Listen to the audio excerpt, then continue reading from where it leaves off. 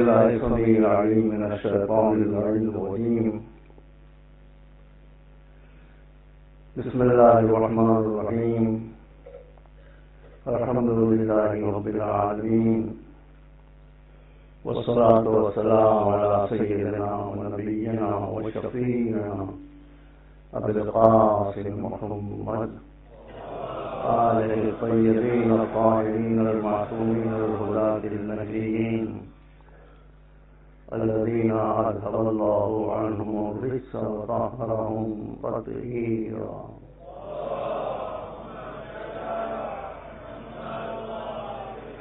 أما بعد، فقد قال الله سبحانه وتبارك وتعالى وهو أصدق الصادقين: لقد أرسلنا رسلنا بالبينات وأنزلنا معهم الكتاب والميزان ليقوم الناس بالقسط. صلوات محمد وآل محمد.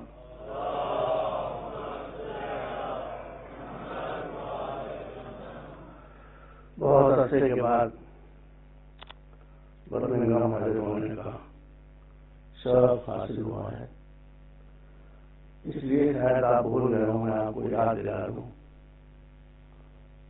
کہ میرے یہاں ٹائمنگ کی سخت پابندی ہوتی ہے. ایگزیکٹ 8:05 پر مجھے شروع ہو جائے گی اور انشاءاللہ 9:05 پر ختم ہو جائے گی. بیچ میں اگر آپ رات پڑھنا چاہتے ہیں تو پڑھیں، لیکن یہ ہوتے ہی وقت کم ہو جائے گا میرا، آپ کے اشعار کی وجہ سے میرا ٹائم نہیں مل پائے گا. تو ان باتوں کا ذرا آپ حضرات خیال رکھیں. قرآن مجید میں ارشاد اقدس الہی ہے، پہلے ٹرانسلیشن اور ترجمہ سن لیں. ارشاد ہے کہ لقد ارسلنا رسلنا بالبینات وانزلنا معهم الکتاب والمیزان. ہم نے انسانوں کو زمین پر بھیجا ہے، پیدا کیا ہے، تو ان کو ہم نے گمراہ ہو جانے کے لیے چھوڑ نہیں دیا ہے.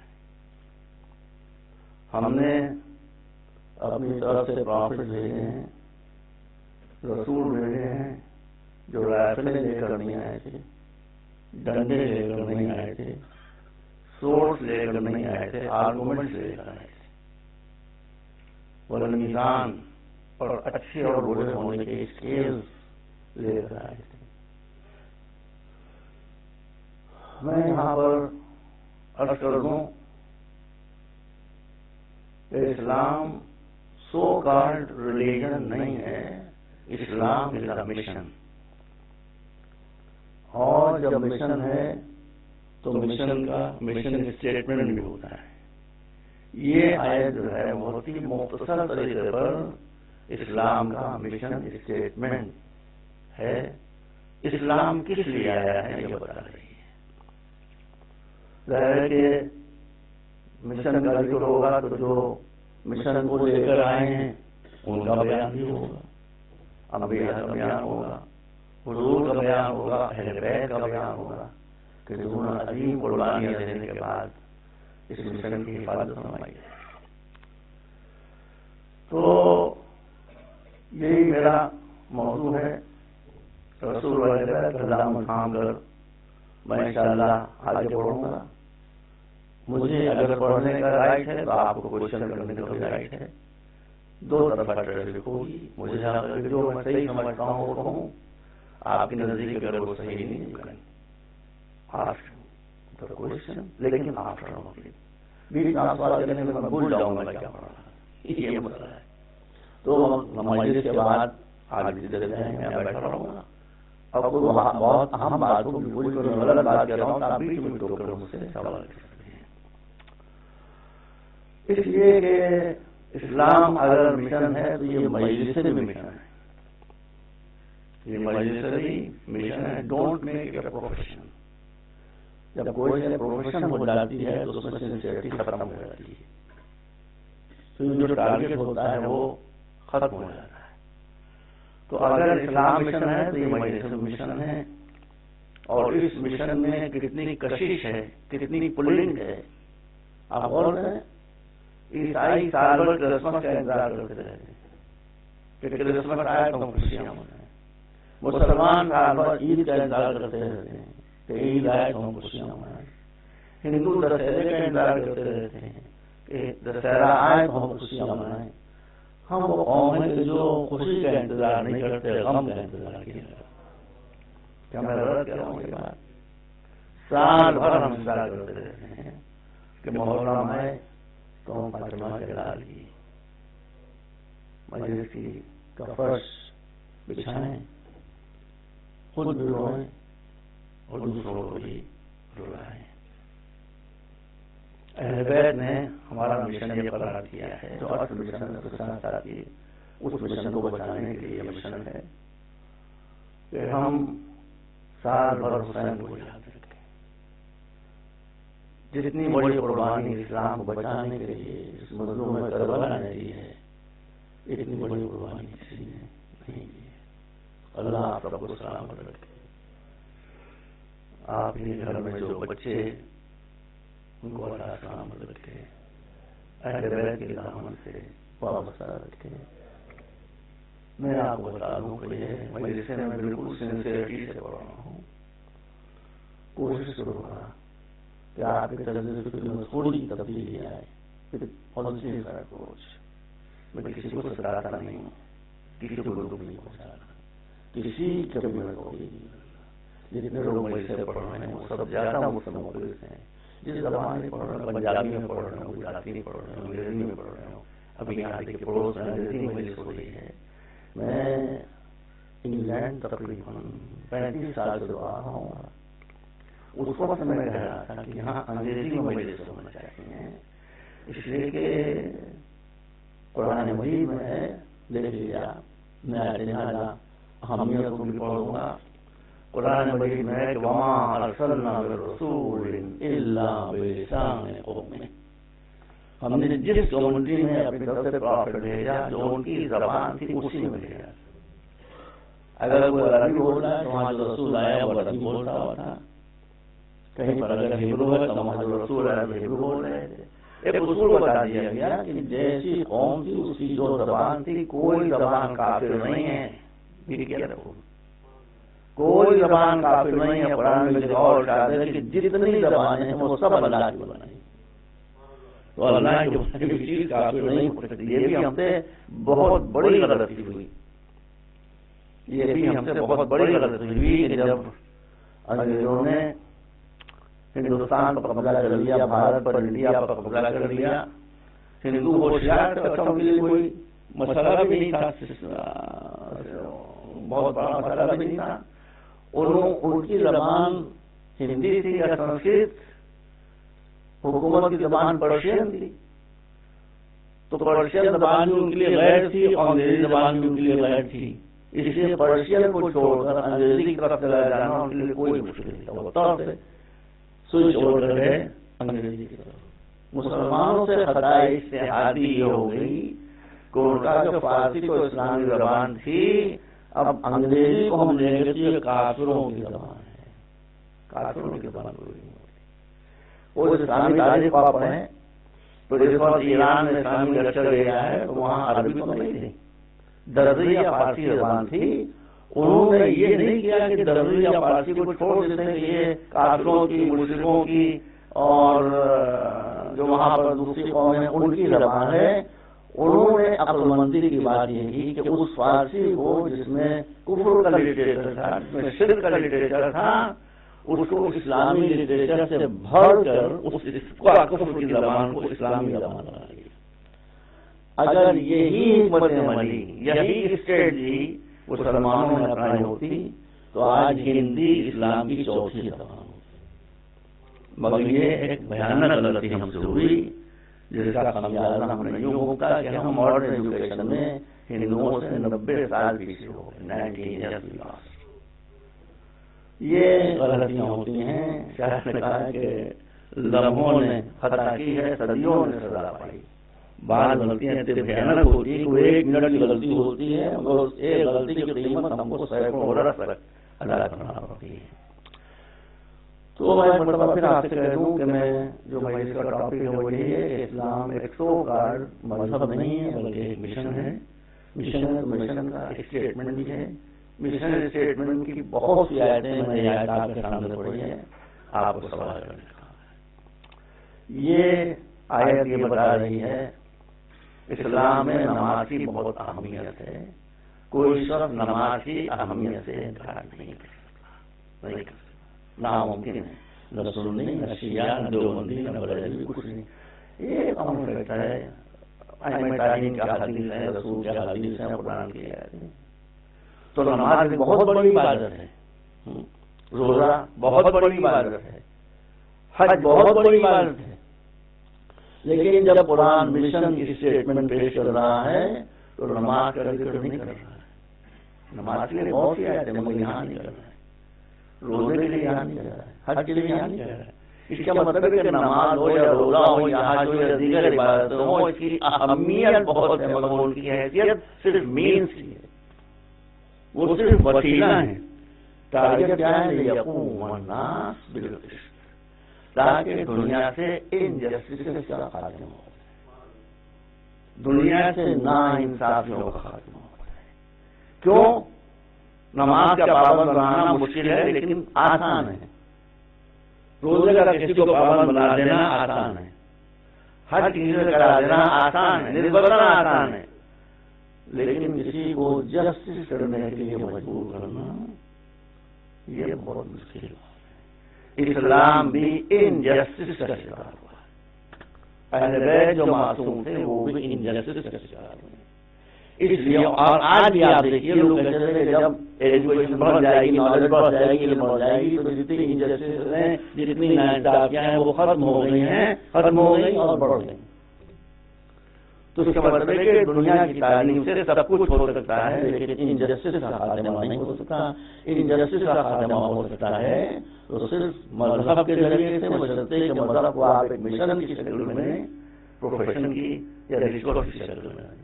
اور اسی لیے وعدہ کیا گیا ہے, اس لیے وعدہ کیا گیا ہے کہ جو آخری امام جس کا ہم اور آپ انتظار کر رہے ہیں اس کے لیے کیا ارشاد ہے کہ یملؤ الارض قسطا وعدلا کما ملئ ظلما وجورا.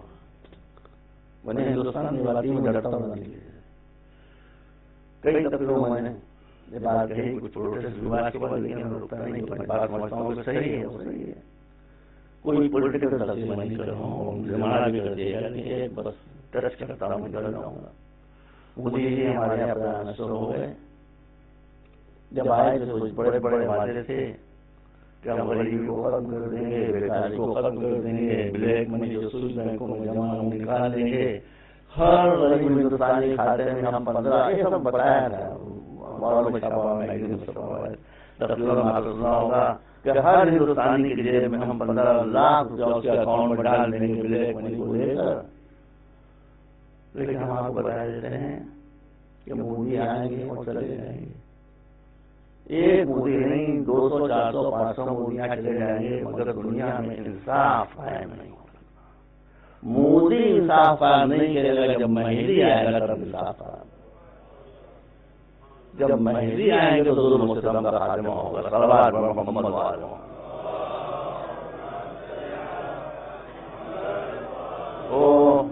فی الحال تو میں نے صرف اتنا اشارہ کر دیا ہے.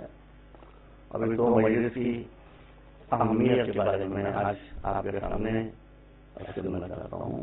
اہل بیت نے یہ لائن آپ کے لیے اڈاپٹ کی ہے.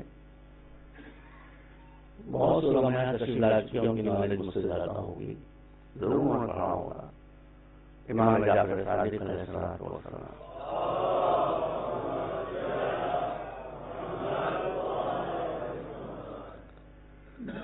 جب بھی مولا کی زندگی میں مدینے والوں کو کیسے معلوم ہوتا تھا کہ آج محرم کی پہلی تاریخ ہے, پتہ ہے آپ کو؟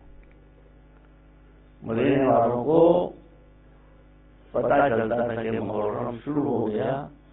محرم کی پہلی کو امام اتنی بلند آواز سے روکتے تھے کہ محرم آپ کے لیے کی آواز ہے,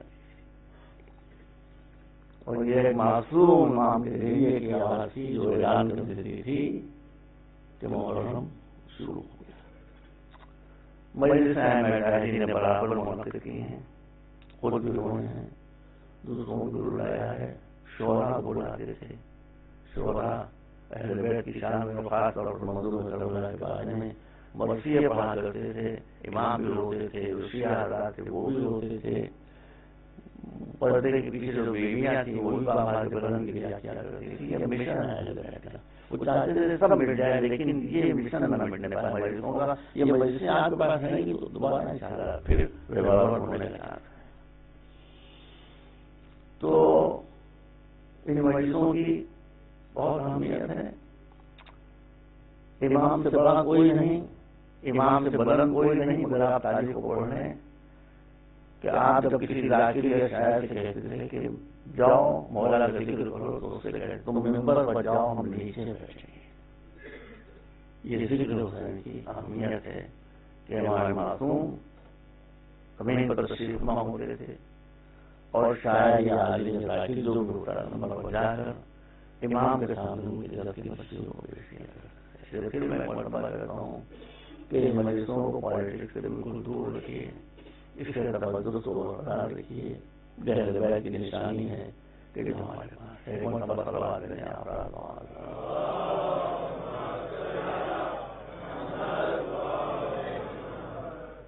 کچھ لوگ عزاداری کی رسموں سے گھبراتے ہیں، اس کے لیے طرح طرح کی باتیں کرتے ہیں. لیکن میرا مشن ہے ہندوؤں اور مسلمانوں میں کچھ چھپاتا نہیں ہوں. میرا مشن ہے ہندوؤں اور مسلمانوں کے درمیان سے امکانی حد تک غلط فہمیوں کو دور کرنا اور ایک کو دوسرے سے قریب رہنا. یوں ہی میرا مشن ہے. اس کے نیچے میرا مشن یہ ہے کہ شیعوں اور سنیوں میں جو غلط فہمیاں ہیں ان کو تاحد امکان دور کرنا. اسی طرح سے میرا مشن جو سب سے اہم ہے وہ یہ ہے کہ شیعوں میں جو اختلاف پیدا ہو گیا ہے اس شیعہ اختلاف کو بھی دور کرنا. ایک مرتبہ صلوات دیں آپ.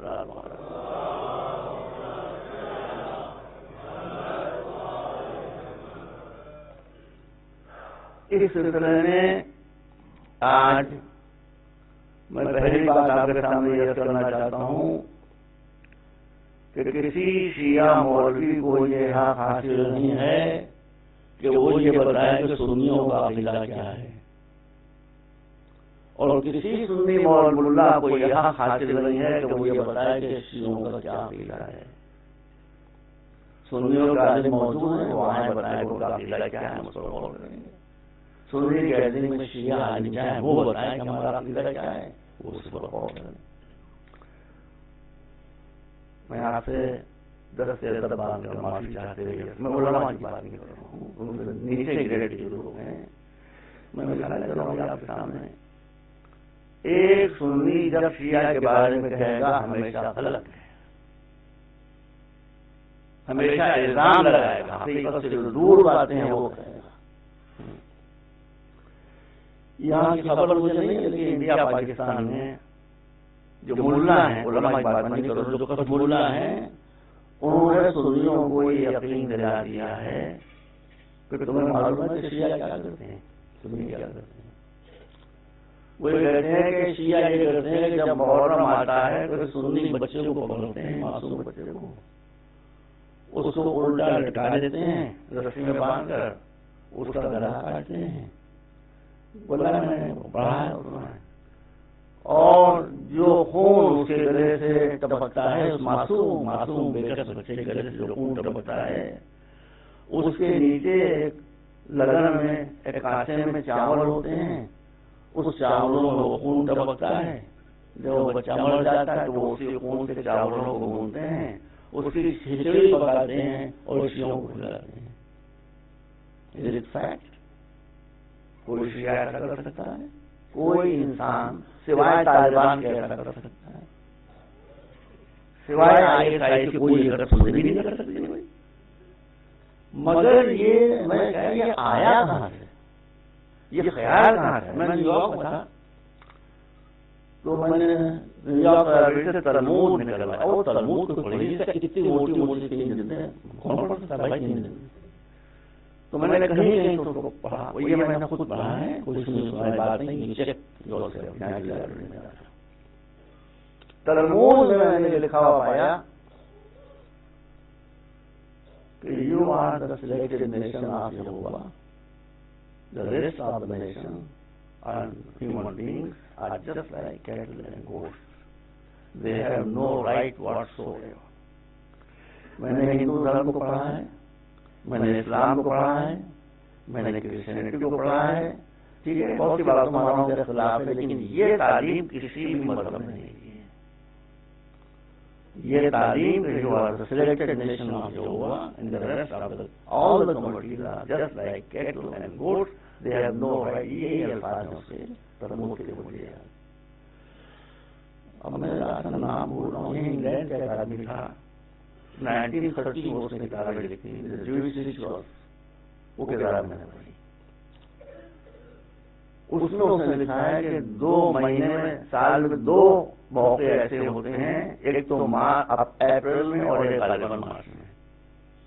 وہ ان 2 مہینوں میں ان کی 2 رسموں کا ذکر اس نے کیا ہے, اور اس میں جو اس نے ذکر کیا ہے اس سے مجھے اندازہ ہوتا ہے کہ اس قسم کی حرکتیں یہودی کرتے ہیں, کوئی مسلمان نہیں کرتا. کیا کچھ کہہ رہے ہیں؟ وہ معصوم بچوں کو ذبح کر کے ان کا ٹکڑے ٹکڑے کر کے اور گندی سندی باتیں کرتے ہیں کہ وہ بیان کراتے ہیں. یہ یہودی کرتے ہیں, عیسائی نہیں کرتے ہیں, ہندو بھی ایسا نہیں کرتے, مسلمانوں میں کوئی فرقہ بھی ایسا نہیں کرتا. دیکھیے اتنا بڑا اعلان آپ پڑھ رہا دیا. میں اپنے آفس میں لڑکوں میں بیٹھا ہوا تھا, میرے پاس ایک لیڈی فرینچ اسکالر کا ٹیلیفون آیا, ریسرچ اسکالر کا, کہ ہم آپ سے ملنا چاہتے ہیں. میں نے کہا میرے پاس آ جائیے, میں خالی بیٹھا ہوں. دن کے 9 بجے تھے. وہ لیڈی ریسرچ اسکالر تھی. اب آپ کو جانتے ہیں فرینچ جو ہوتے ہیں وہ کاریں میں چھوٹی چھوٹی ہوتی ہیں, وہ اتنی لمبی ترمیم میں 2-3 منٹ ان کو کار نکلنے میں لگ گئے. اب جب میں ان کے سامنے کھڑا ہوا تو یہ محسوس ہوتا ہے کہ لوکی کے سامنے کیڑا کھڑا ہوا ہے.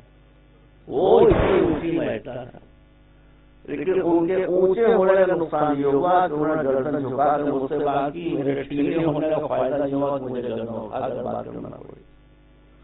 خیر ان کو لے کر اپنے آفس میں گیا تو میں نے ان سے پوچھا کہ what our topic of your research. تو انہوں نے فرمایا کہ ہم اب انگریزی میں گفتگو میں جاتی ہیں.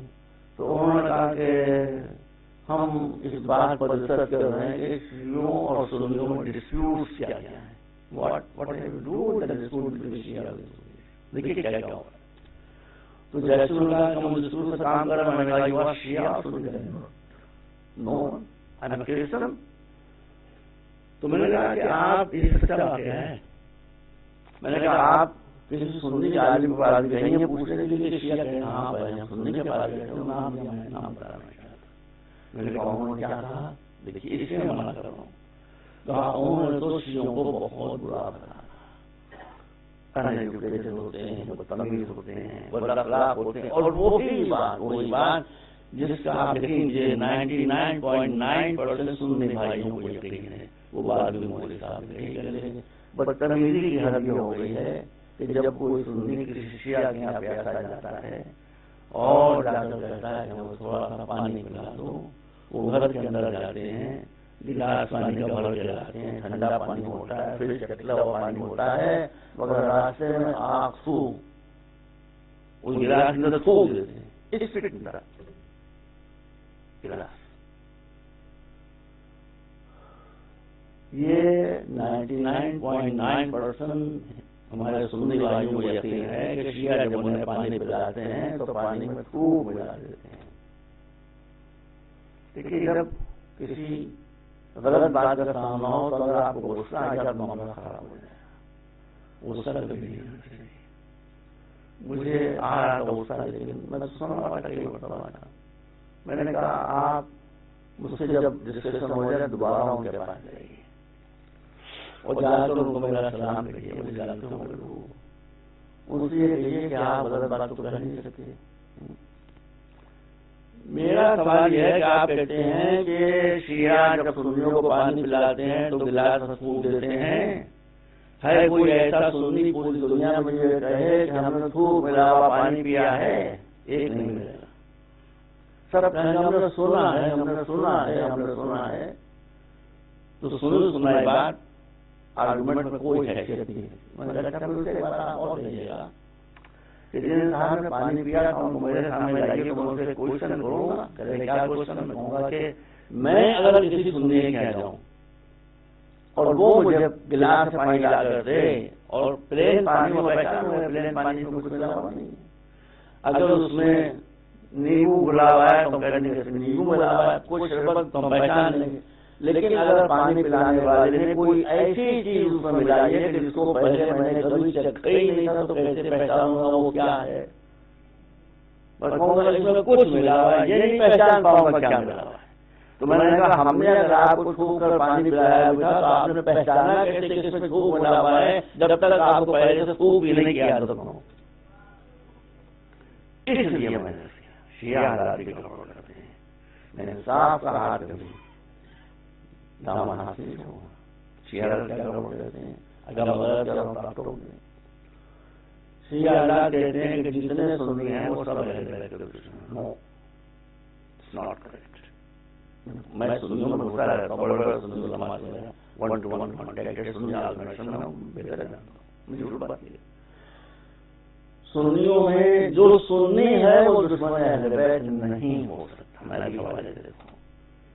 ہاں جو دشمن اہل بیت ہیں خدا کا شکر ہے کہ وہ دشمن اہل بیت ہیں. طالبان دشمن اہل بیت ہیں، ISIS دشمن اہل بیت ہے، القاعدہ دشمن اہل بیت ہیں. انسان کے برتاؤ میں جب بے رحمی آپ کو دکھائی دے سمجھیے اس کے پاس سب کچھ ہے مگر محبت اہل بیت نہیں. جہاں محبت اہل بیت ہوتی ہے وہاں رحم ہوتا ہے، وہاں مرسی ہوتی ہے، وہاں بے رحمی نہیں ہوتی.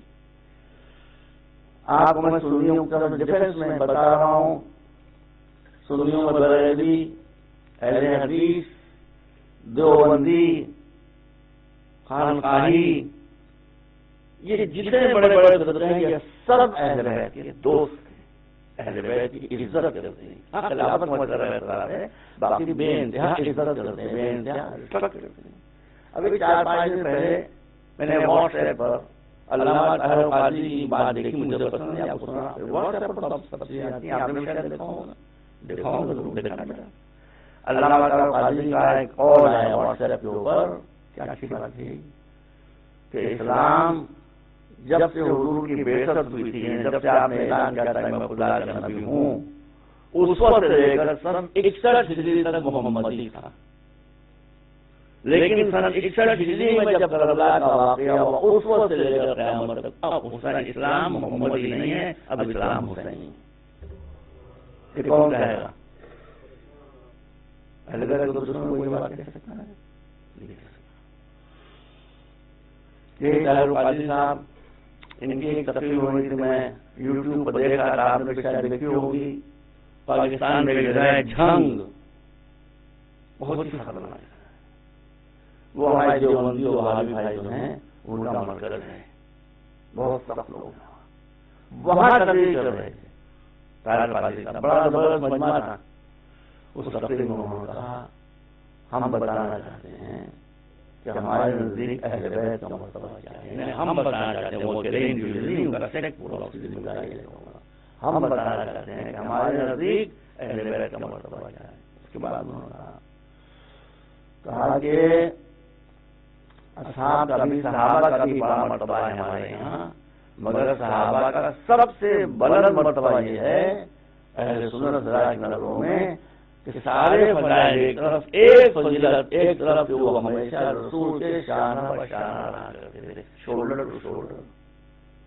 یہ ان کے نزدیک صحابہ کی سب سے بڑی فضیلت ہے. انہوں نے کہا ہمارے نزدیک صحابہ کی سب سے بڑی فضیلت یہ ہے کہ وہ رسول کے شانہ بہ شانہ رہا کرتے تھے، مگر اہل بیت کا مرتبہ یہ ہے کہ وہ رسول کے شانہ بہ شانہ نہیں رہتے تھے، رسول کے شانوں پر رہا کرتے. اب شانہ بہ شانہ ہونے میں اور شانے پر رہنے میں کتنا فرق ہے. یہ بہت مس انڈرسٹینڈنگ آپ لوگوں کو پھیلی ہے. یہی نور ٹی وی ہے، آپ کے یہاں برمنگھم ہے نا نور ٹی وی.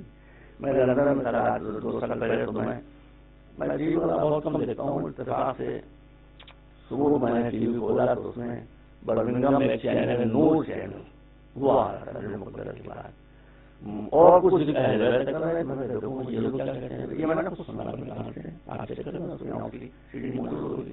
اب کوئی عالم تھے، ان کو نام تو بھول گیا ہوں گا، لیکن اہل سنت کے کوئی بڑے عالم تھے، اور وہ یہ کہہ رہے تھے کہ اصحاب کا مرتبہ بہت ہے، لیکن ان کا کوئی کمپیریزن اہل بیت سے نہیں کیا جا سکتا۔ یہ بات کسی ایسی تھی، میں نے آج تک نہ میں نے خود یہ بات پڑھی نہ کسی عالم کے منہ سے سنی، لیکن کتنی اچھی بات ہے، صحیح بات ہے۔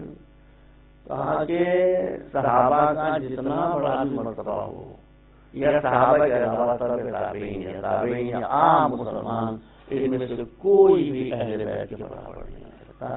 اس پر ان کا قرآن کی شہادت موجود ہے، ان کا قرآن کی گواہی موجود۔ میں نے کیا کہتے ہیں، کہا کہ قرآن نے بڑے بڑے مسلمانوں کو، اولیاء کو، اقطاب کو، صحابہ کو، تابعین کو، تبع تابعین کو یہ حکم دیا ہے کہ اگر تم جنت میں جانا چاہتے ہو تو نجاست سے دور رہو۔ تو نماز پڑھ سکتے روزانہ سے کوئی بات اس وقت تک کر ہی نہیں سکتے جب تک پاک نہ ہو جاؤ، تو اگر تم کو جنت چاہیے ہے تو تم کو نجاست سے دور رہنا پڑے گا۔ مگر جب اہل بیت کا مرتبہ آتا ہے، کیا تکلیف آتی ہے؟ صحابہ سے کہا کہ تم اگر جنت جانا چاہتے ہو تو نجاستوں سے دور رہو، لیکن جب اہل بیت کی منزل آئی تو ارشاد ہوتا ہے اللہ کا کہ تم کو نجاستوں سے دور نہیں ہو رہنا ہوگا، بلکہ نجاست کو حکم دیا جاتا ہے کہ تو اہل بیت سے قریب ہے۔ انما یرید اللہ لیذہب عنکم الرجس اہل البیت ویطہرکم تطہیرا۔ صلوات محمد۔ جو شخص شیعوں اور سنیوں میں جھگڑا نہ دیکھنا چاہے وہ شیعوں میں جھگڑا دیکھے گا۔ میرا مشن ہے کہ میں شیعوں کو ایک دوسرے سے قریب لانے کی جو کوشش ہے وہ کرتا ہوں۔ ایک بات آپ سب سمجھدار ہو ہیں، جب تک جھگڑا ہوگا پروگریس نہیں ہو سکتی۔ پروگریس کے لیے آپ کو سکون دماغ چاہیے، پیس آف مائنڈ چاہیے، مینٹل پیس چاہیے۔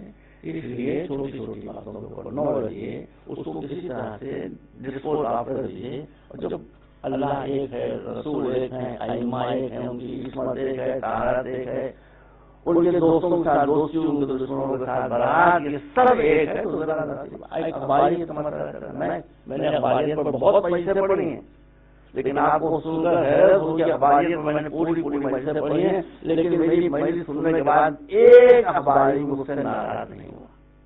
ویری پولائٹلی، بہت نرمی کے ساتھ جو مجھے کہنا تھا میں نے کہا ہے۔ ممکن ہے کہ یہاں بھی کہوں تو میں جب مجلس پڑھی اس میں پہلا جملہ میں نے کہا وہ یہ تھا کہ ہم اخباریوں کے دشمن کیسے ہو سکتے ہیں بھائی؟ ان کا تو نام ہے اخباری۔ آپ کہتے ہیں عربی میں بھائی کو، تو پہلے ہم کو بھائی بھی کہتے ہیں، بعد میں ان کا مطلب بتاتے ہیں۔ صلوات علی محمد و آل محمد۔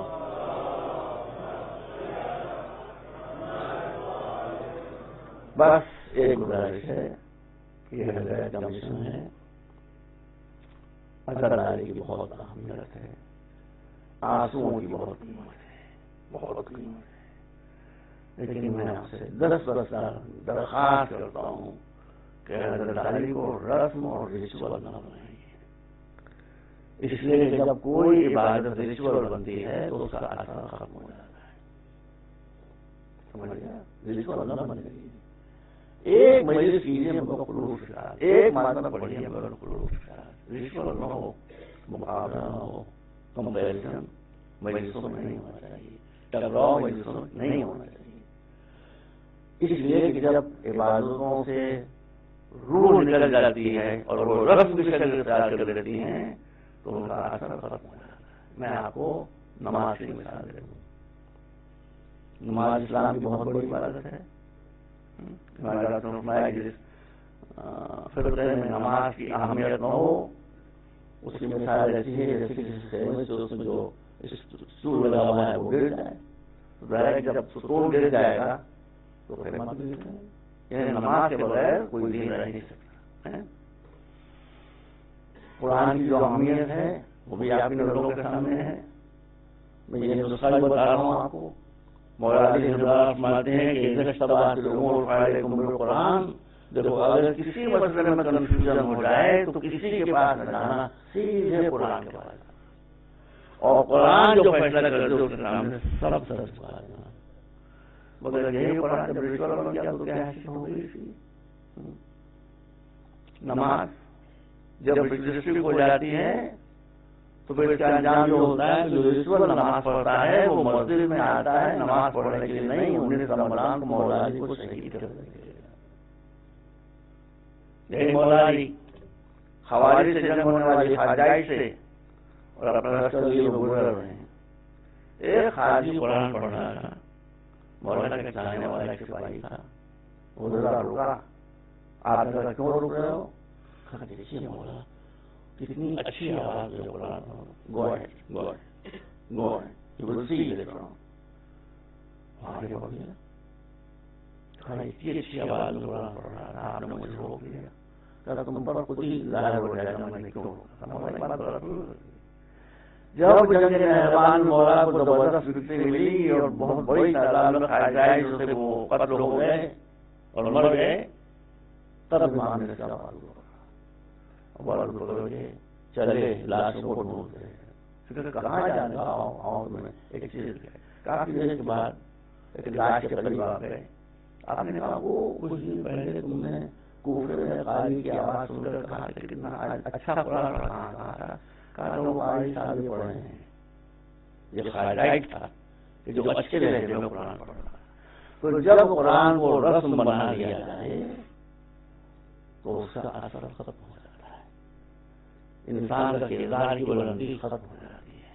ہمارا کالج ہمیں تو یہ شوق ہے ایجوکیشن دینے کا بچوں کو، لڑکوں میں ہمارا کالج ہے وہاں کوئی 2 مہینے پہلے ایرانی ایمبیسڈر غلام رضا انصاری تشریف لائے، بہت ہائی ایجوکیٹڈ انسان، پہلے یورپ میں والا بہت انگریزی بہت شروع ہوتے ہیں۔ جب ان کی تقریر ہو گئی تو پریس کے ایک رپورٹر نے پوچھا کہ مسٹر انصاری آپ یہ بتا سکتے ہیں کہ ایران کے انقلاب کی کامیابی کی کیا ہے، کیسے کامیابی ہوئی ایرانی انقلاب کو، ریولوشن کو، اور کیسے ریولوشن باقی ہے اب تک، لوگ ٹکرے مار مار کر سر توڑ چکے لیکن اس انقلاب میں کوئی تبدیلی نہیں آ رہی۔ آپ یقین کریں آپ نے یہ انقلاب صرف 2 چیزوں سے آیا ہے، بہت ہائی ایجوکیٹڈ آدمی ہوں، امبیسڈر رینک آدمی ہے، کہہ رہے یہ انقلاب 2 چیزوں سے آیا ہے، یہی 2 چیزیں انقلاب لائی تھیں، یہی 2 چیزیں انقلاب کو برقرار رکھے ہوئے ہیں۔ اس نے پوچھا 2 چیزیں کیا؟ کہا ایک نماز ایک قرآن، ایک نماز ایک قرآن۔ ہم نماز و قرآن پڑھو تو گھر کا مسئلہ حل نہیں کر سکتے بھائی، میاں بیوی میں جھگڑا ہو جائے تو ہم نہیں کر سکتے، اتنا بڑا انقلاب اور وہاں کا امبیسڈر کہنا ہے یہ صرف نماز کی وجہ سے اور صرف قرآن کی وجہ سے۔ نماز کو نماز سمجھ کر پڑھا، قرآن کو قرآن سمجھ کر تلاوت کی تو انقلاب لایا بھی، انقلاب کو برقرار بھی رکھا۔ صلوات علی محمد و آل محمد۔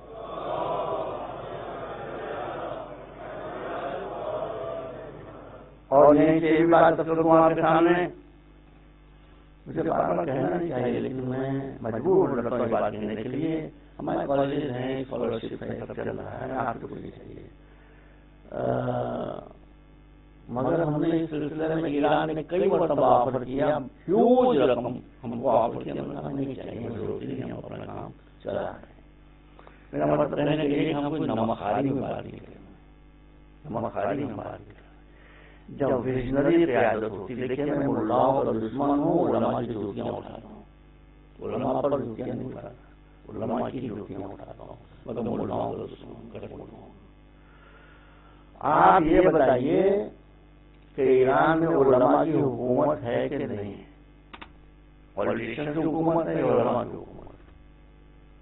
علماء کی حکومت ہے، مگر علماء کا ویژن دیکھیے کہ علماء کی قیادت میں ایران میں انقلاب آیا، پوری دنیا ایران کے خلاف ہو گئی مگر کچھ نہ بنا سکی۔ 2 حربے تھے، ایک ایران کا ڈیفنس مضبوط نہ ہونے دو، دوسرے ان کے گھر کے اندر اتنی پرابلم پیدا کر دو کہ اندر سے انقلاب اینٹی انقلاب شروع ہو جائے۔ سارا بائیکاٹ چیزیں نہیں آ رہی ہیں، پیٹرول نہیں آ رہا ہے، کھانے کی چیزیں نہیں آ رہی، کموڈٹی نہیں آ رہی ہے. میں نے جب ابھی 2 سال پہلے اعلان کیا تھا تو میں نے جو تماشا دیکھا وہ یہ کہ دنیا کی ہر طاقت ایران کا بائیکاٹ کیے ہوئے ہے، لیکن ایران میں کسی چیز کی کمی ہی نہیں ہے. واللہ کسی چیز. دال ہندوستان میں پتہ ہے کیا قیمت ہے؟ پتہ ہے آج ٹی وی پر آ رہا تھا. دال جانتے ہیں نا، 190 روپیز کلو. کون کھائے دال بھائی؟ کون دال کھائے؟ یہ ان کے جب وہ کہتے ہیں ساری چیزیں ہم سستی کرا دیں گے، جب ہماری حکومت آئے گی اس کا نتیجہ ہے کہ دال کی قیمت 190 روپے کلو. ایران میں آپ جائیے دیکھیے بات، اور مجھے بتائیے کس چیز کی کمی ہے؟ اللہ کے فضل سے کسی چیز کی کمی نہیں. کیوں نہیں کمی ہے؟ قرآن پڑھتے ہیں. قرآن میں لکھا ہے وَمَن يَتَوَکَّلْ عَلَى اللَّهِ فَهُوَ حَسْبُهُ وَيَرْزُقْهُ مِنْ حَيْثُ لَا يَحْتَسِبُ. تم اللہ پر بھروسہ کر کے دیکھو، ہم تمہاری ساری مشکلوں کو حل کریں گے. اگر دنیا نے تمہارا بائیکاٹ کیا ہے تو ہم تم کو ایسی جگہ سے رزق دیں گے کہ جس کا تم تصور نہ کر سکتے. اب کہاں سے سارا سامان، ہر طرح کی چیز، کسی سے کی کمی نہیں، نہ کھانے کی، نہ پینے کی، نہ پہننے کی. ہمارے یہاں بھی اب میٹرو آ گئی ہے، یہ انڈر گراؤنڈ ہے، مگر آپ کو دلی میں جا کر دیکھ لیجیے ہر گاڑی کے کوچ پر لکھا ہے made in Germany, made in Germany, made in Germany, made in Germany, made in Germany. میں جب ایران گیا اور وہاں میں نے دیکھا جو ٹیوب چل رہا ہے، جو انڈر گراؤنڈ گاڑی چل رہی ہے، میٹرو چل رہی ہے، اس کے ہر کوچ پر لکھا ہے ساخت ایران، ساخت ایران، ساخت ایران، ساخت ایران، یعنی made in Iran, made in Iran, made in Iran. اس کا مطلب ہے کہ اسلامی نظام اگر صحیح ہاتھوں میں آ جائے تو آخر سے پہلے دنیا کی مشکلیں بھی حل ہو جاتی ہیں. صلوات علی محمد و آلہ محمد.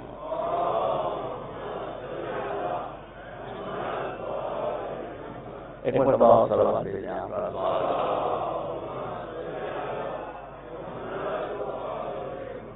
بس مجلسوں کا کام اپنے ہاتھ میں رکھیے. اہل بیت کا ذکر ہو، اہل بیت کی ذکر ہو، ان پر آپ کا بھروسہ ہو، ان کے بعد رسول پر بھروسہ ہو، اس کے بعد خدا پر بھروسہ ہو اور قرآن پر بھروسہ ہو، ہمیشہ پازیٹیو تھنکنگ کے لیے. تو انشاءاللہ سارے مسئلے آپ کے حل ہو جائیں گے. صلوات علی محمد و آلہ محمد.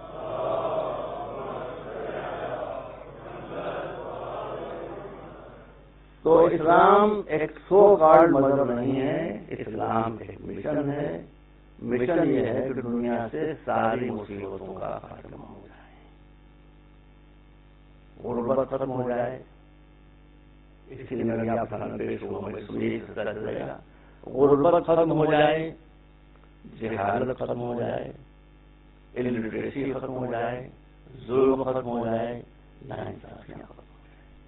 یہ ہے اسلام کا مشن. یہ مشن اسلام کا، اسی سے اسلام بہترین دین قرار پاتا ہے. چند منٹ مجھے ڈال دیجیے. ہندو مذہب میں نے پڑھا ہے، گیتا میں نے پڑھی ہے. آج کل میں سوامی وویکانند جی کا ورک جو ہے 7 والیوم میں پڑھ رہا ہوں. بدھزم میں نے پڑھا ہے، کرسچینٹی میں نے پڑھی ہے. میں ہر مذہب کا احترام کرتا ہوں لیکن مانتا اپنے دین کو. کیوں؟ ایک بنیادی فرق ہے، آپ توجہ کریں گے مان لیں گے.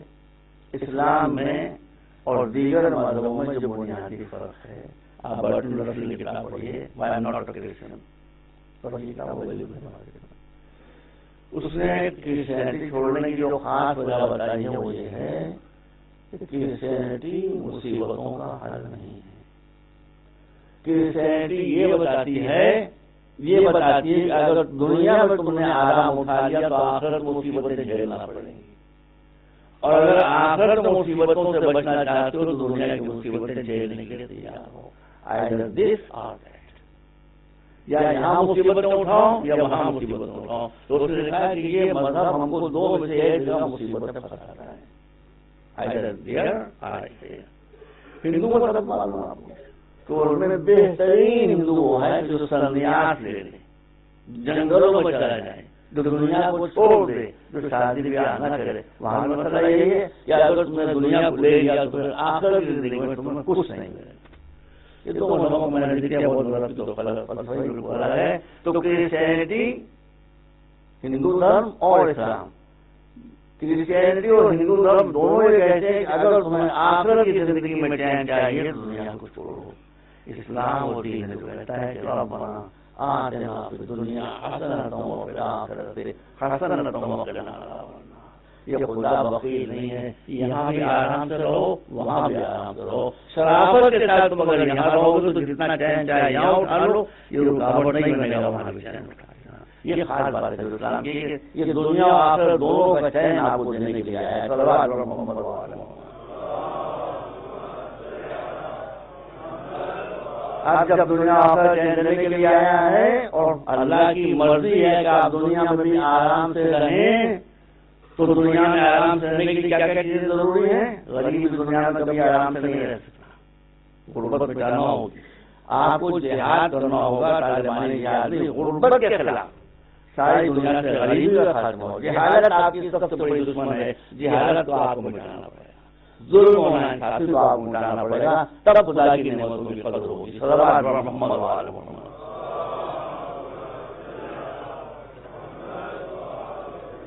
एक मरतबा और सवाल देते हैं, ये सब बातों का जिस्ट मैंने बता दिया आपको, यही सारी बातें तफसील से अगर आप पसंद करेंगे तो हमारी सुनवाएं, इस बर्तन बेहतर तरीके से बयान करने की कोशिश करूँगा। ये सब सारा सरकार है करबला, ये सारा सरकार है मजलूम, जिसने इसी इस्लाम को बचाने के लिए अपना सब कुछ कुर्बान कर दिया। इतनी तकलीफें बर्दाश्त की जिसकी जिन तकलीफों का कोई तसव्वुर नहीं कर सकता, वो सारी मुसीबतें उससे फरमाइश की गई है और फरमाइश कोई बेगा नहीं है। बेगा फरमाइश है पहली मजलिस में आपके यहाँ मालूम की उस काफिले का जिक्र होता है जो मदीने से रवाना तो मगर वापस नहीं आया। बस आप मुतवज्जो हो गए, यजीद जब आप दुनिया से गुजर गया, वलीद के पास यजीद का खत आया कि मेरा बाप दुनिया चला गया और अब मैं उसके बाद हाकिम बना हूँ, मेरे लिए खास तौर पर अब्दुल्लाह अब्दुर्रहमान और हुसैन इब्न अली से तो सिद्धार्थ जाने का मौका नहीं, सबको बुलाया गया, हुसैन तशरीफ ले गए। इमाम ने डालने को बुलाया, दूसरा था अपने साथ बनी हाशिम के सीधा सीधा सिलेक्टेड लोग थे, वहां तक को लेकर गए और कहा तुम दरवाजे पर खड़े रहो, अगर मेरी आवाज बुलंद हो तो तुम यहीं पर रहना, अगर आवाज मेरी बुलंद हो जाए तो तुम दरवाजा तोड़ कर दारुल हमारा में तो गवर्नर हाउस से उसके अंदर आएगा। इमाम तशरीफ ले गए, वलीद ने ताज़ीम की। मरवान बड़ा खबीस इंसान था, बड़ा खबीस इंसान था, इसके और वलीद के ताल्लुकात अच्छे नहीं थे। आज पहली मरतबा इमाम ने देखा कि यजीद वलीद के पहलू में मरवान बैठा हुआ है। वलीद ने कहा फरज़ रसूल इसको जाना पहुंचा दिया। इमाम ने कहा मेरे लिए क्या है? कहा आपके लिए यजीद का हुक्म है, क्या यजीद के लिए? इमाम ने फरमाया कि क्या तू ये पसंद करेगा कि मैं इस अंधेरे में कोई काम करूं या पब्लिक में? यानी पब्लिक में बहुत ज्यादा बेहतर है, जब पब्लिक में सबको बुलाना उस वक्त मुझे बुलाना, जो मेरा मौक़िफ़ होगा वो तेरे सामने है। मरवान ने बड़ी गुस्ताखी की, बड़ी गुस्ताखी, और कहा वलीद हुसैन से जासूसी और बैत ले ली थी और ना कत्ल कर, इसलिए अगर हुसैन यहाँ से निकल गए तो फिर हाथ आएंगे। बस ये सुनना था कि इमाम को बैत आ गया। आपने बुलंद आवाज में कहा तेरी ये मजाल है मुझे कत्ल करे या वलीद की मजाल है मुझे कत्ल करे? ये कहकर इमाम खड़े हो गए। इमाम की आवाज बुलंद हो गई थी, इसलिए दरवाजा का टूट गया। बनी हाशिम के शेर दरवाजा के अंदर आ गए और आकर इमाम हुसैन को अपनी पनाह में और अपनी हिफाजत में लेकर दारुल हमारा से गवर्नर से बाहर चले गए।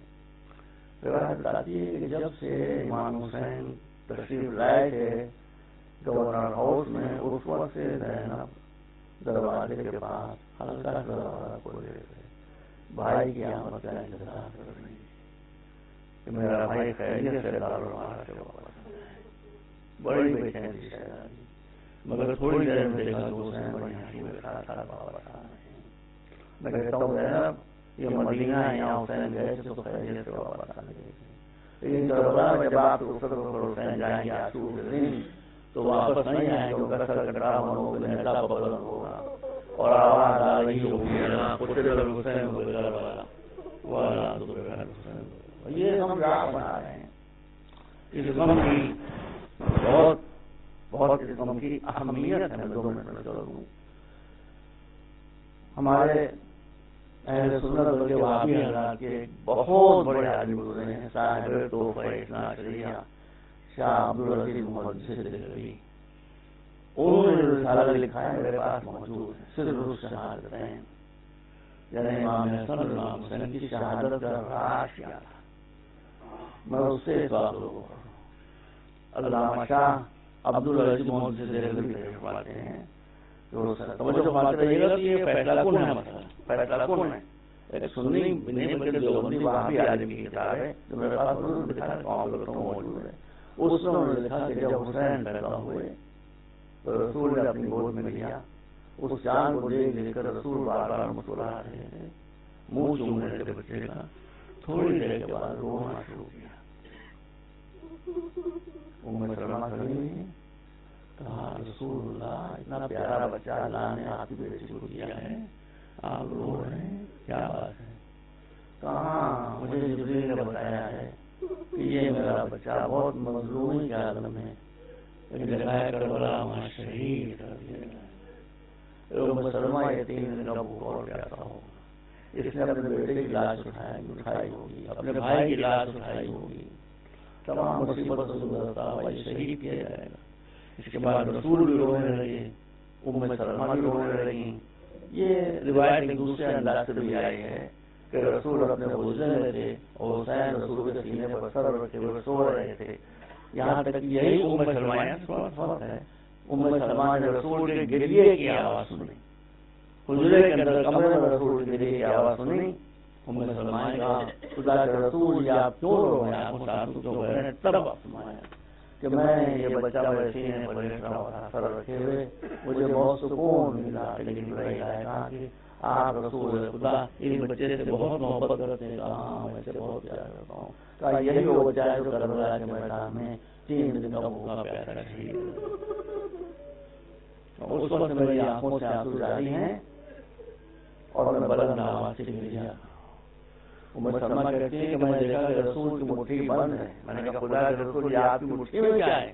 کہ جبرائیل نے مجھے خاص کربلا دی ہے، اور کہا خدا کے رسول جب تک یہ مٹی مٹی ہے سمجھیے گا جو بھی موجود ہو وہ سمجھے کہ حسین زندہ ہے، اور جب یہ مٹی خون میں تبدیل ہو جائے تو سمجھ جائے گا کہ حسین دنیا سے شہید ہو کر رخصت ہو۔ رسول نے فرمایا کہ ام سلمہ یہ مٹی اپنے پاس رکھ لو اور اس کو دیکھتی رہو، جب تک یہ مٹی مٹی ہے سمجھنا کہ تمہارا لاڈلا زندہ ہے، جب خون میں تبدیل ہو جائے تو حسین کے ماتم کی آواز بس رہو۔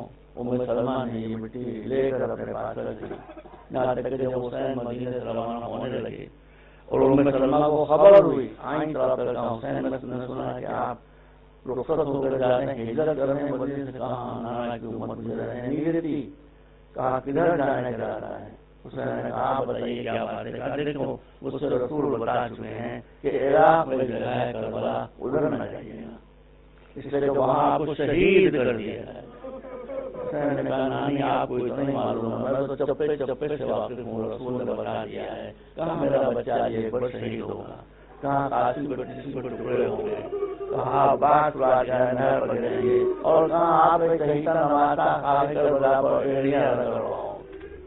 نانی نے کہا بیٹا میں نے بڑی فضیلت سنی ہے اس زمین کی، کہاں آپ زیادہ نہ لگاتی، کہاں آئے حسین ہاتھ اٹھا کر زمین پر اشارہ کیا بستی کی طرف، ہر طبقہ کربلا کا طبقہ بلند ہو گیا، ہر طبقہ پست ہو گیا۔ حسین یہ پہلی زیارت ہے جو حسین اپنی شہادت سے پہلے نانی کو کرا ہے۔ دیکھیے وہ جگہ دکھائی دے رہی نانی، یہ جگہ ہوا جہاں میرا 18 برس کے جوان بالکل گھوڑے سے دیکھ رہے، وہ جگہ دکھائی دے رہی ہے، یہ وہ جگہ ہے کہ قاسم شہید ہوں گے، وہ بلندی جو دکھائی دے رہی ہے ایک ٹیلا ہے نانی یہاں پر 6 مہینے کا بچہ آ گیا تھا میری گود میں تھی. اب بتائیے حسین خود اپنا مرثیہ پڑھ رہے ہیں، اپنے شہداء کا ذکر کر رہے ہیں، آخر میں نشیب کا اشارہ کیا کہ نانی وہ نشیب آپ کو دکھائی دے رہی ہے نا، یہی نشیب و نصیب ہے کہ جہاں آپ کے دادا نواسر بنے کربلا پر ہوگا اور شمر کا خنجر چل رہا ہو. بس آ گیا. حسین مدینے سے روانہ ہونے لگے. نانا کے روضے پر گئے. تاریخ بتاتی ہے کہ نانا کے روضے پر جانے کے بعد قبر رسول پر اپنے کو گرا دیا اور کہا کہ نانا اب وہ وقت آ گیا ہے تو امت مدینے میں رہنے نہیں دینا چاہتی. روایت آتی ہے باتیں کرتے کرتے نانا سے حسین سو گئے تو خواب میں دیکھا کہ رسول تشریف لائے. حسین نے فریاد کی نانا ہمیں قبر میں لے لیجیے، اب امت ہم کو زندہ. فرمایا رسول نے حسین تم کو کربلا جانا ہے، اس لیے جو براتی بلان تمہاری موجن کی ہیں وہ شہادت کے بغیر حاصل نہیں. کھڑے ہو گئے، تیار ہو گئے. روایت آتی ہے کہ جب رسول کی قبر پر گئے تو بڑے عزت و احترام کے ساتھ گئے، لیکن جب آگے بڑھ کر بقیع میں آئے اور آنے کے بعد ماں کی قبر کی طرف بڑھے تو تاریخ کی تصریح ہے کہ حسین یوں دوڑتے ہوئے چلے جیسے کوئی بچہ اپنی ماں کی گود کی طرف جائے. گئے اور جانے کے بعد اب مجھے نہیں پتا ماں سے کیا فریاد کی، یہاں تک کہ یہ سب واقعہ رات کا ہے. صبح طلوع ہو گئی، قافلہ تیار ہو گیا. بس مجلس میں ختم کر رہا ہوں. اسی اثنا میں ایک باہر سے آنے والا مسافر جس کا نام عبداللہ ابن سنان تھا وہ مدینے آیا. صبح اس نے دیکھا ایک طرف بڑا مجمع ہے. آج اس مجمع کے پاس کھڑا ہو گیا. پوچھا کیا کرتا ہے؟ کہا حسین فرزند رسول مدینہ چھوڑ کر کربلا کی طرف جا رہے ہیں. یہ کہتا ہے میں بھی کھڑا ہو گیا دیکھنے کے لیے کیا ہو رہا ہے. اب اس کا بیان ہے، اس کا بیان یہ کہتا ہے کہ ناصر تیار ہو گئے تھے، گھوڑوں پر لوگ سوار ہو گئے تھے. میں نے دیکھا کہ ایک گھر سے ایک پردہ اٹھا اور ایک بیوی آہستہ آہستہ قدم بڑھاتی ہوئی اونٹوں کی طرف چلی اور میں نے دیکھا ایک 14-15 برس کا بچہ تڑپ کر چاند کی طرح سے آگے بڑھا. اس نے آ کر بیوی کو سہارا دیا، لا کر اونٹ پر سوار کیا. میں نے پوچھا یہ بیوی کون ہے، یہ بچہ کون ہے؟ بتایا گیا کہ یہ بیوی بیوہ حسن. میں نے پوچھا بچہ کون ہے؟ کہا انہی کا یتیم بچہ قاسم جو اپنی ماں کو عزت و احترام کے ساتھ سوار کر رہا ہے. کہا پھر میں نے دیکھا ایک پردہ خیمے سے ایک گھر کا پردہ اور اٹھا اور وہاں سے ایک بیوی نکلی اور ایک جوان 18 برس کا 17-18 برس کا وہ آگے بڑھا. اس نے عزت و احترام کے ساتھ لا کر بیوی کو اونٹ پر سوار کیا. میں نے پوچھا یہ بیوی کون؟ بتایا گیا کہ حسین کی زوجہ مبارکہ ہے حضرت لیلا. میں نے پوچھا بچہ کون ہے؟ جوان 18 برس کا جس نے لا کر اپنی ماں کو عزت و احترام کے ساتھ ناقے پر سوار کیا. پھر گھر کا پردہ اٹھائے گی اور نکلی. میں نے دیکھا 32 برس کا جوان، بس مجلس ختم ہو گئی. 32 برس کا جوان، 30 برس کا جوان وہ آگے بڑھا. اس نے عزت و احترام سے لا کر بیوی کو ناقے پر سوار کر دیا. میں نے پوچھا یہ کون؟ بتایا گیا کہ حسین کی چھوٹی بہن ام کلثوم اور چھوٹی بہن کا چھوٹا بھائی عباس ابن علی جو ان کو ماں کہتا تھا. اس نے لا کر عزت و احترام کے ساتھ ام کلثوم کو سوار کر دیا. بس ختم ہو گئی. اب عبداللہ ابن سنان کا بیان ہے کہ میں نے دیکھا گھر سے پردہ اٹھا، ایک بیوی اس دروازے کے باہر تشریف لائی تو میں نے دیکھا ہلچل مچ گئی. ایک طرف سے عباس آگے بڑھے، ایک طرف سے جعفر آگے بڑھے، ایک طرف سے قاسم آگے بڑھے، حسین آگے بڑھے. چاروں طرف تو بیوی کو اپنے حلقے میں لے کر اونٹ کے پاس لایا گیا. عزت و احترام کے ساتھ اسے ناقے پر سوار کر دیا گیا. اگر داروں جب حسین اپنی بیوی بہن کو سوار کر رہے ہوں گے ناقے پر تو کیا 11 محرم کی تاریخ یاد نہ آئی ہوگی؟ آج زینب کو اتنے عزت و احترام کے ساتھ سوار کیا جا رہا تھا. کل 11 محرم کو جب وہ کربلا سے روانہ ہو رہی تھی تو ہر طرف دیکھ رہی تھی علی اکبر تم نے مجھے مدینے میں سوار کیا تھا، آج آ جاؤ سوار کرنے کے لیے. عباس تم نے سوار کیا تھا، آج آ جاؤ مدینے میں کربلا میں سوار. ایک ایک نام لے کر پکار رہی تھی. کوئی زینب کا سوار کرنے والا نہ تھا. زینب بے کسی کے عالم میں سید سجاد کے گھٹنے پر پاؤں رکھ کر ناقے پر سوار ہو.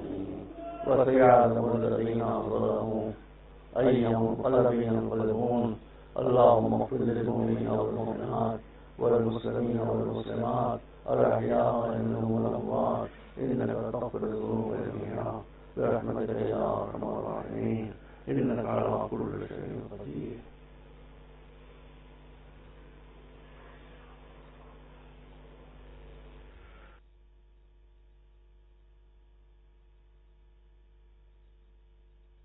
رائٹ ہے تو آپ کو کوشچن کرنے کا بھی رائٹ ہے. دو طرفہ ٹریفک ہوگی. مجھے اگر جو میں صحیح سمجھتا ہوں وہ کہوں, آپ کی نزدیک اگر وہ صحیح نہیں کریں آسک دا کوشچن, لیکن آفٹر بیچ میں سوال کرنے میں بھول جاؤں گا کیا پڑھا. یہ مسئلہ ہے. تو مجلس کے بعد آج بھی چلے جائیں گے, میں بیٹھا رہوں گا. اور کوئی بہت اہم بات ہوگی, کوئی غلط بات کر رہا ہوں تو آپ بیچ میں ٹوک کر مجھ سے سوال کر سکتے ہیں. اس لیے کہ اسلام اگر مشن ہے تو یہ مجلسی مشن ہے. یہ مجلسی مشن ہے. Don't make it a profession. جب کوئی سے پروفیشن ہو جاتی ہے تو اس میں سنسیئرٹی ختم ہو جاتی ہے. تو جو ٹارگیٹ ہوتا ہے وہ ختم ہو جاتا ہے. تو اگر اسلام مشن ہے تو یہ مجلسی مشن ہے. اور اس مشن میں کتنی کشش ہے, کتنی پلنگ ہے. آپ غور کریں, عیسائی سال بھر کرسمس کا انتظار کرتے رہتے ہیں کہ کرسمس آئے تو ہم خوشیاں منائیں. مسلمان سال بھر عید کا انتظار کرتے رہتے ہیں کہ عید آئے تو ہم خوشیاں منائیں. ہندو دشہرے کا انتظار کرتے رہتے ہیں کہ دشہرا آئے تو ہم خوشیاں منائیں. سورس لے کر نہیں آئے تھے, آرگومنٹس لے کر آئے تھے. اور میزان اور اچھے اور برے ہونے کے اسکیل لے کر آئے تھے. میں یہاں پر عرض کر دوں کہ اسلام سو کالڈ ریلیجن نہیں ہے. اسلام از اے مشن. اور جب مشن ہے تو مشن کا مشن اسٹیٹمنٹ بھی ہوتا ہے. یہ آیت جو ہے بہت ہی مختصر طریقے پر اسلام کا مشن اسٹیٹمنٹ ہے. اسلام کس لیے آیا ہے یہ بتا رہی ہے.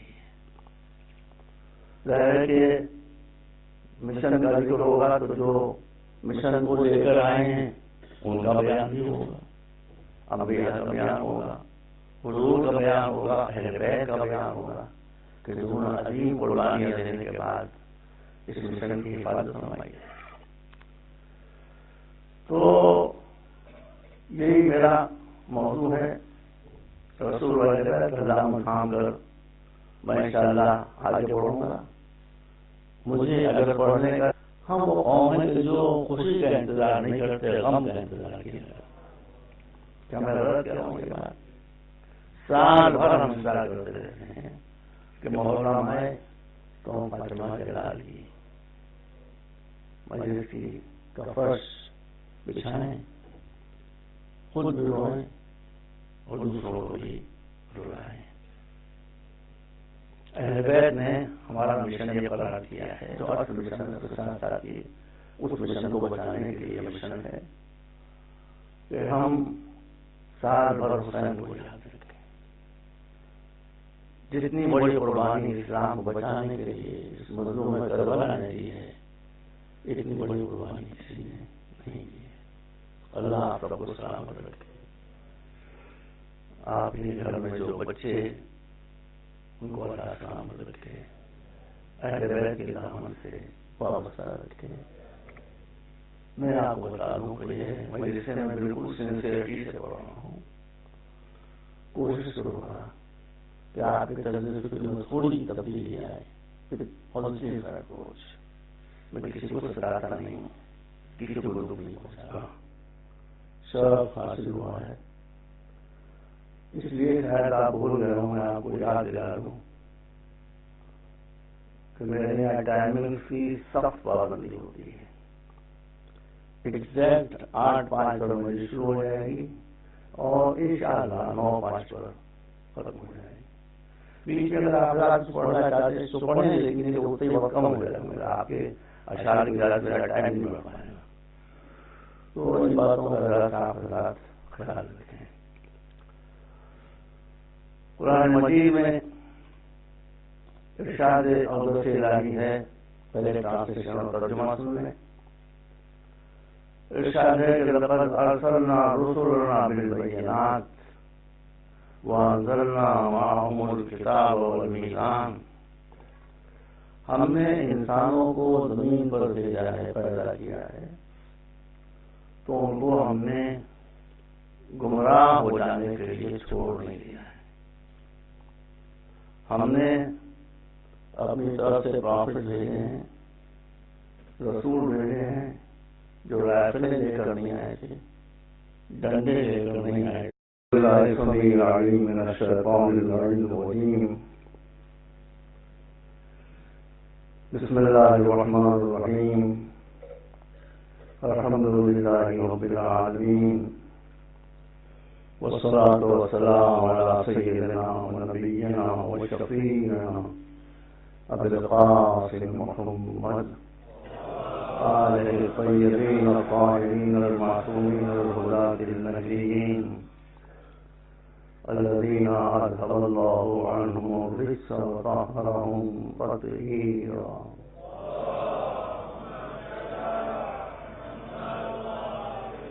اما بعد، فقد قال اللہ سبحانہ تبارک وتعالی وهو أصدق الصادقین، لقد أرسلنا رسلنا بالبينات وأنزلنا معهم الكتاب والميزان ليقوم الناس بالقسط۔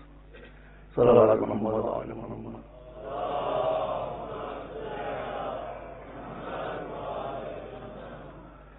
بہت عرصے کے بعد برمنگھم حاضر ہونے کا